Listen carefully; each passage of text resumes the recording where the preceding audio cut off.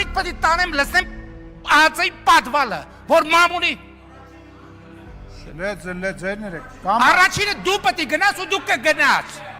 Այն ամենն, ինչ այսօր կատարվում է, ազգային նկարագրի խնդիր է։ Մենք պետք է ախտորոշում դնենք, որ ձերբազատվենք այս ախտից, բայց չգիտես ինչու շարունակում ենք այստեղից այնտեղից քաղաքական շահաբաժիններ կորզել եւ զբաղվել ներընդդիմադիր պայքարով։ Այս ամենի վերջը կարող է վատ լինել։ Մենք հիմա շոկային վիճակում ենք եւ ամբողջապես չենք գիտակցում իրավիճակի ամբողջ ճակատագրականությունը։ Դժվար է նույնիսկ ասել, որն է ելքը։ Սա խորապես մշակութային խնդիր է։ Մենք տասնամյակներ շարունակ մեր կրթությունն ենք տանուլ տվել եւ այսօր պետք է նախ եւ առաջ մտային դաշտում լուծումներ գտնենք։ Մի հաղթանակ ունեինք, դա էլ մսխեցինք։ Զբաղված ենք միայն իմիտացիայով։ Մենք չենք կարող կարեկցանք ունենալ, եթե դպրոցը, բուհը, անգամ ընտանիքն ու մյուս ինստիտուտները տապալված են։ Ի վերջո, կարեկցանքն ու ապրոմակցումը կուլտուրա են։ Տեսեք, թե ինչ են ցուցադրում մեր կինոթատրոններում կամ հեռուստատեսությամբ։ Թվում է, թե դա ինչ կապ ունի, բայց շատ ուղղակի կապ ունի։ Մշակույթը, արվեստը սերմանում են էմպաթիայի հատիկները։ Իսկ մեր սպառողական հասարակության մեջ խանութպանի հայրենիքն իր խանութն է միայն։ Հիշենք, որ Snoop Dogg-ի այդպես էլ չկայացած համերգի համար միլիոնավոր դոլարներ դուրս գրվեցին։ Դա հանցագործություն է, որի համար շատ մարդիկ պիտի ճաղերի հետևում անցկացնեն։ Իդեպ, սրանց երազած մարիխուանայի օրինականացման կատարյալ պահ կարող է լինել հենց դա։ Snoop Dogg-ն էլ եթե գար, կարող էր հայտարարել, որ բարի լուրով է եկել։ Վերջապես թեթև թմրանյութերը Հայաստանում կօրինականացվել։ Մինչև 100,000 դրամ աշխատավարձ ստացող ուսուցիչները թող լավ հիշեն, թե Snoop Dogg-ի չկայացած համերգի համար որքան գումար է դուրս գրվել։ Սա հանցագործություն էլ չէ, սա պարզ սրիկայություն է։ 1918 թվականին թվում էր, թե փակված է հարցը, ընդհանրապես մենք չենք կարողանալու մեր պետականությունը վերականգնենք, բայց վերականգնեցինք մեկ լինելով, միասնական լինելով եւ սիրելով հայրենիքը եւ սիրելով իրար, մենք կարողացանք վերականգնել եւ այսօր ավելի քան երբևէ դրա կարիքը ունենք։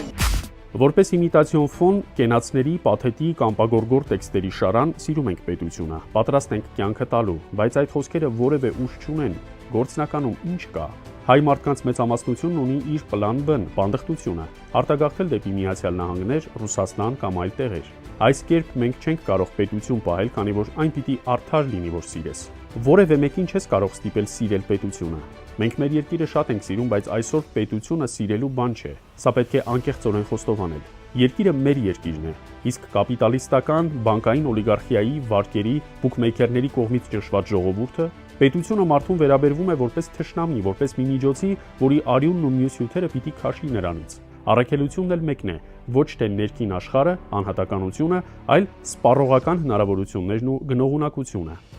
Ուզենք չուզենք պետք է գնանք սոցիալական պետության, մարդուն պետք է պաշտպանել պետությունից, ոչ թե պետությունը պաշտպանել մեզնից։ Այսքան եվրոպական քաղաքակրթությունից են խոսում, բայց չէ որ դա եվրոպական մտածողության բազիսն է։ Մարդուն է պետք պաշտպանել եւ բարձր արվեստնել է դրանով զբաղված։ Փոքր մարդուն պետք է պաշտպանել այս մեքենայից, իսկ պետությունը բռնության մենաշնորհի տիրապետող մեքենա է։ Մենք չունենք այդ գիտակցումը մեր մեջ։ Իշխանությունն ընդհանրապես բարելավում է իր կենցաղը, իսկ մենք կոտորվում ու բյուջե ենք լցնում։ Սրանք ոչ մի շնորհք չունեն, բայց լավ խոսում են։ Եկել են իշխանության եւ փոշիացնում են մեր հարկերը։ Միլիոնավոր դոլարներ տանք Snoop Dogg-ի չկայացած համերգի համար, երբ այստեղ հայկական մշակույթ կա, ավելին մարդիկ են մահանում։ Այսինքն մենք մեզ ենք ատում։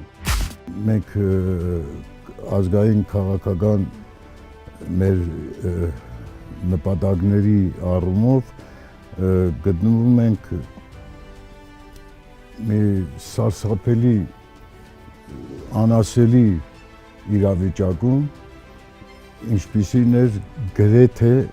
1915 թվականի ցեղասպանության իրականացման նախաշեմին։ Այս վիճակում է գտնվում հայ ժողովուրդը այսօր, Հայաստանաբնակ հայ ժողովուրդը գտնվում է այս վիճակում, որի համար հարկավոր է պայքարել։ Նիկոլ Փաշինյանը մեր ալտեր էգոն է։ Ցանկացած իշխանություն աշխարհիկ թե հոգևոր իր էության մեջ արտահայտում է այն հանրային տրամադրությունները, որոնք կան հասարակության տարբեր շերտերում։ Եթե մենք փոխվենք,